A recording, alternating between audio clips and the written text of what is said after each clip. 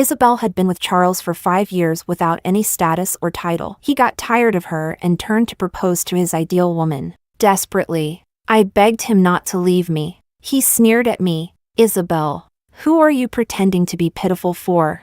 The ways you cling to me are getting more and more varied. Unfortunately, you don't have the right to negotiate with me. He didn't know that I wasn't pretending. I was really sick. He also didn't know that while he was betting with his friends on how long it would take for me to beg him again, my life was counting down. Later, I died on the day of his wedding. He went mad and didn't want his ideal woman anymore. Chapter 1. On the night of my birthday, I was about to blow out the candles alone when I suddenly received a call from Charles. I thought he had finally remembered my birthday, but what came through the receiver was, "Night Club, room 382. Get here within 10 minutes. Before I could respond, I heard the busy tone on the other end. I smiled bitterly, hung up the phone, and threw the cake into the trash. A few minutes later, I arrived at the club Charles had mentioned. At the door of the room, I happened to hear him talking about me with his friends. "Mr. Lee,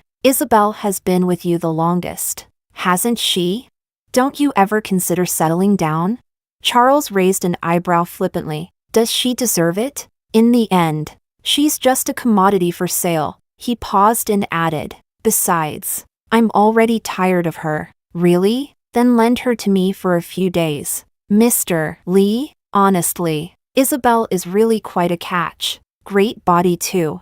No wonder she's been with you for so many years." A brief shadow crossed Charles's face, but he quickly returned to his usual self. "Go ahead and play." Charles nonchalantly blew a smoke ring. "Just kidding, Mr. Lee. I wouldn't dare. Even if you lent her to me, I wouldn't dare touch your woman. Besides, even if you agreed, Isabel wouldn't. Everyone knows she loves you to death."